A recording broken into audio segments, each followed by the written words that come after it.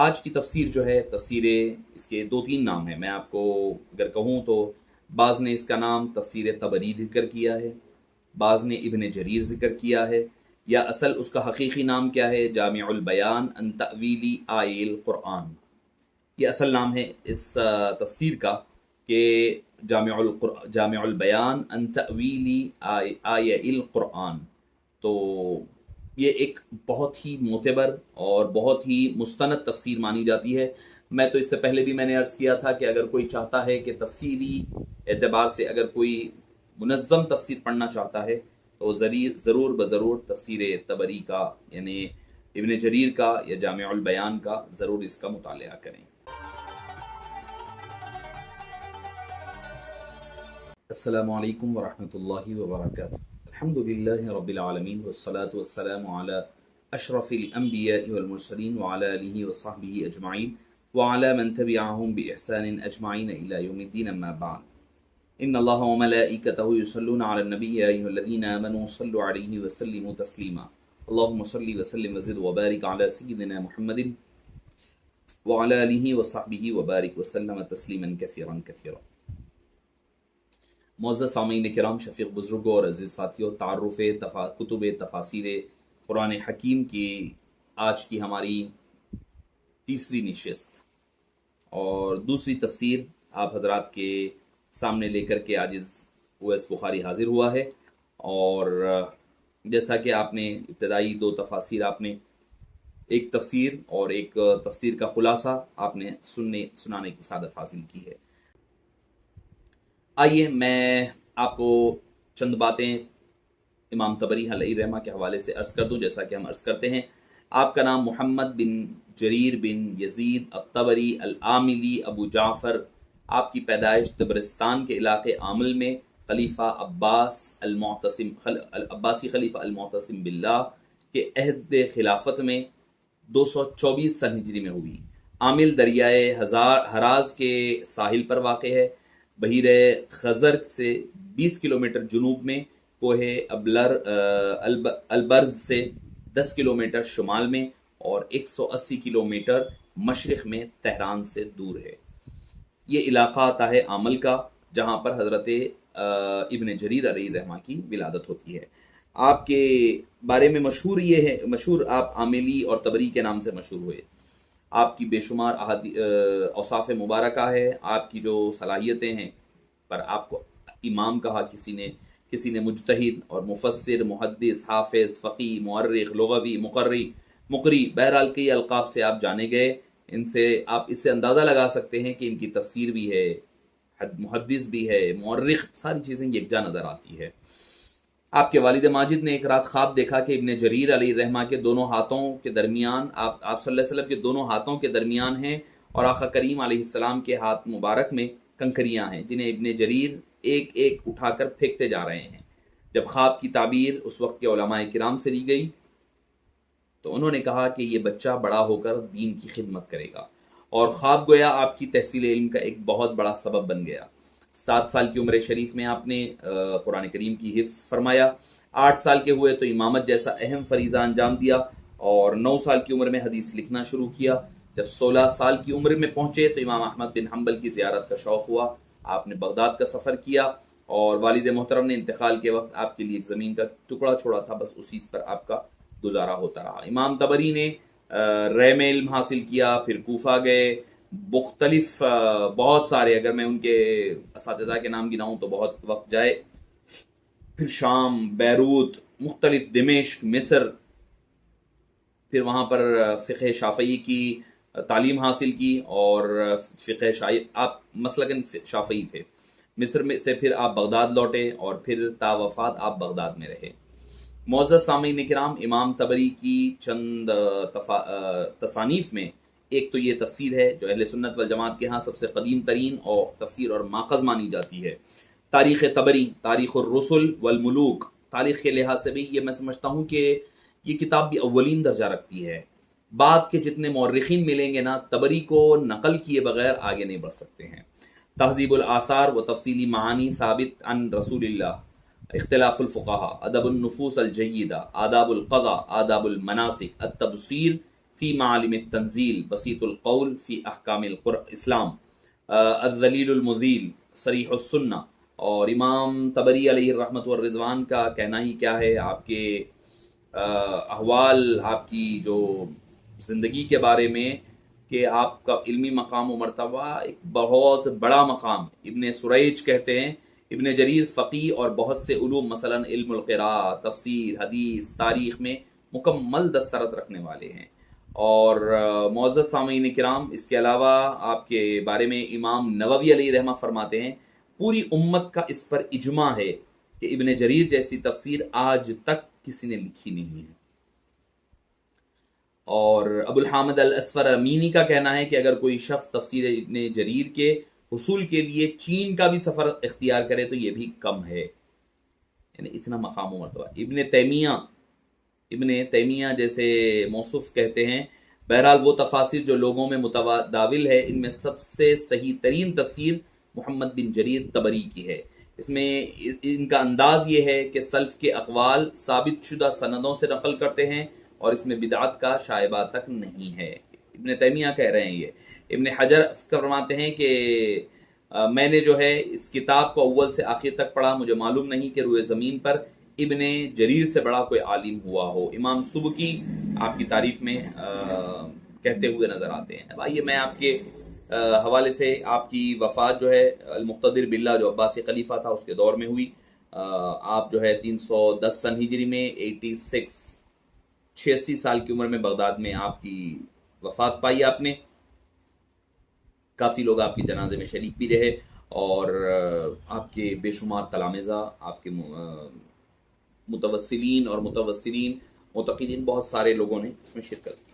اب آئیے میں آپ کی تفسیر کے چند باتیں، آپ کے انداز تفسیر کیا تھا وہ بیان کرتا ہوں. قرآن مجید سے جب کسی آیت کی آپ کو تفسیر کرنا چاہتے تو یہ کہتے القول فی تأویل قولہ کذا وکذا، یعنی تعویل کے بارے میں جو قول ہے وہ اس طرح ہے کہہ کر تفسیر کرتے. اور اس کے بعد اس کے مطابق صحابہ کرام اور تابعین نظام سے اسانید کے ساتھ تفسیر بالماثور لایا. یعنی تفسیر بالماثور یعنی جس کا ذکر قرآن میں، حدیث میں، صحابہ کے آثار میں ملتا ہے اس کو کہتے ہیں. جب کسی آیت کے بارے میں دو قول ملتے تو ان کو تشریح کرتے، نیز ہر قول میں بطور استشہاد مرویات صحابہ و تابعین بیان کرتے. پھر مجرد روایت پر اکتفا نہیں کرتے بلکہ اقوال کی توجیہ و ترجیح بیان کرتے اور آیت سے ممکنہ حد تک احکام کو نکالنے کی کوشش کرتے تاکہ لوگوں کے لیے آسانی ہو جائے. اور آپ کا معاملہ یہ ہے کہ آپ اصحاب الرائے سے سخت اختلاف کرتے. آپ کہتے کہ تفسیر رائے بالرائے آپ پسند نہیں فرماتے، جو چیز اوپر آئے اس کو نقل کیا کرتے. اور ان کے نزدیک صحیح تفسیر یہی ایک علامت ہے کہ وہ محض لغت سے بھی تفسیر کو ناجائز تصور کرتے ہیں، بلکہ جو قرآن، حدیث، صحابہ، اقوال صحابہ سے ملے وہی ان کے نزدیک اتھینٹک تفسیر ہے. ابن جریر مختلف مسائل کیسے ملتے ہیں ان کی تفسیر میں، ما سند کے پورے روایات کو ذکر کرتے اور عموماً ان کی صحت کے بارے میں خاموشی اختیار کرتے جن کے بارے میں جو ہے کوئی کنفیوژن رہتا. اس اعتبار سے ان کا وہی نظریہ تھا جو اہل فن کے ہاں مشہور ہے کہ جس نے سند بیان کر دی اس نے راویوں کے بارے میں تجھے بحث کا ذمہ دار ٹھہرا دیا. تو ابن جریر نے اجماع کو خاصی اہمیت اور قدر کی نگاہ سے دیکھا ہے. یعنی آپ کہیں پر بھی دیکھیں گے تو ان کی تفسیر میں جہاں پر اجماع ہوا ہے اس کو خاص اہمیت دیا کرتے. سرکار کے بہت بڑے عاشق، اہل بیت اطہار کے بھی بہت بڑے عاشق، عشق اور محبت میں ڈوب کر کے لکھا کرتے. اور اس کے علاوہ کوفیوں اور بصریوں کے صرفی و نحوی اقوال بھی وارد کرتے. کبھی بصری مذہب کو قبول کرتے اور کبھی کوفیوں کے مذہب کو ترجیح دیتے. ایسا نہیں، اندھی تقلید نہیں کہ بس ایک کو پکڑ لیا اسی قول، نہیں، جہاں پر ان کو لگتا کہ بھئی یہ قول زیادہ مضبوط ہے اس کو لیتے. فقہ کی بات نہیں ہو رہی ہے یہاں، تفسیر کے لغویوں کی بات، نحوی اور لغویوں کی بات ہو رہی ہے. اور فقہی احکام پر علماء و فقہا کے اقوال کو راجح اقوال کے ساتھ احاطہ تحریر میں لاتے، جبکہ کلامی مسائل میں اہل سنت والجماعت کے عقائد کو اختیار کرتے. یعنی علم کلام جو ہوتا اس میں اہل سنت والجماعت اور مخالفین کی خوب خبر لیا کرتے. بے فائدہ بیکار باتوں پر بحث نہیں کیا کرتے اور ادھر ادھر نہیں جایا کرتے، اپنی تفسیر پر اسٹریٹ فارورڈ وہ چلا کرتے تھے. علامہ ابن جریر الطبری علیہ الرحمہ کو اللہ تعالیٰ نے وہ مقام اور وہ اللہ نے عطا فرمایا تھا، بس آپ اندازہ نہیں لگا سکتے. جب لوگوں نے پوچھا کہ اور آپ جو ہے خاص طور پر جہاں پر اجماع نہیں ہوتا تفسیر بالرائے، جیسا کہ میں نے عرض کیا، جہاں پر آپ کو لگتا کہ یہاں اس چیز کا ذکر نہیں کرنا ہے تو آپ وہیں پر چھوڑ دیا کرتے.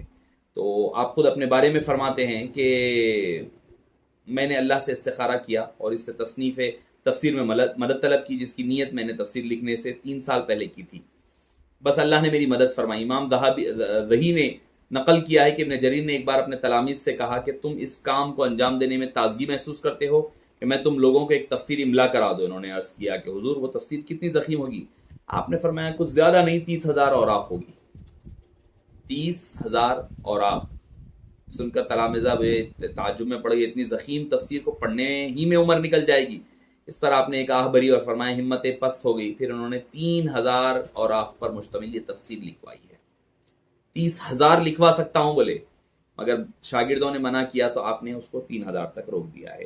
معزز سامعین کرام، شفیق بزرگوں اور عزیز ساتھیوں، آپ کے کلام میں مختلف اہل سنت والجماعت کے عقائد مضبوطی سے ملتے ہیں. اگر تفسیر میں کسی مقام پر اسرائیلی روایات ملتی ہے تو اس کی جرح اور تعدیل کیا کرتے. اور سورہ بقرہ کی جو آیت ہے اللہ لا الہ الا هو القیوم لا تأخذه سنۃ ولا نوم، تو نہ اسے اونگ آتی ہے نہ نیند. اس آیت کی تفسیر میں اولاً اللہ کے معبود برحق ہونے پر بڑی نفیس بحث کی، پھر الہ، پھر الحی القیوم، سنۃ نوم پر تفصیل نقل کی. ہر تفسیر کو اپنی سند سے بیان کیا. ربی سے 2 سندوں سے الحی کی تفسیر ایسی زندہ ہستی جسے موت نہ آئے. آپ فرماتے ہیں ایسی زندہ ہستی جسے موت نہ آئے، سبحان اللہ، نقل کیا. القیوم کی تفسیر میں اپنی سند میں 4 اقوال مجاہد، ربی، سدی، ضحاک سے نقل کیا. ربی کے نزدیک القیوم کا مفہوم ہے ہر اس چیز کا نگران جس کو وہ روزی فراہم کرے. دیکھیے آپ ہر ایک کا الگ الگ. مجاہد کے نزدیک اس کا مفہوم یہ ہے القائم علی کل شیء، یعنی ہر چیز پر وہ قائم ہے. سدی سے القائم کہتے، القیوم سے مراد. ضحاک اسے القائم الدائم کہتے ہیں. معال تمام تفسیروں کا ایک ہی ہے. سنتن کی تفسیر میں ابو ہریرہ، ابن عباس، قتادہ، ضحاک، سدی، ربی، یحییٰ بن رافع، اکرمہ اور ابن وہب رحمہ اللہ ورضی اللہ عنہم کے اقوال اپنی سند سے نقل کرتے. اس کے بعد خود ہی بھی آیت کی تفسیر بیان کیا کرتے. یہ تھا حضرت ابن جریر رضی اللہ عنہ وارضاہ کا تفسیر کرنے کا انداز، اور اس کو خوبصورت سے خوبصورت ترین انداز میں آپ اس کو نقل فرمایا کرتے. معزز سامعین کرام، اور آپ حدیث کے معاملے میں بڑے محتاط ہوتے ہیں. حدیث نقل کرنے کے معاملے میں آپ فرماتے ہیں کہ نہیں، یہ آقا کریم علیہ الصلوۃ والسلام کا معاملہ ہے، حدیث کا معاملہ ہے، اس میں مجھے بہت ہی احتیاط اور بڑے ہی سنبھل کر کے اس کے اوپر لکھا جانا پڑے گا. اور ایک جگہ فرماتے ہیں جعل فی السماء بروجا میں لفظ بروج کے لغوی امکانی بحث زیر بحث لائے.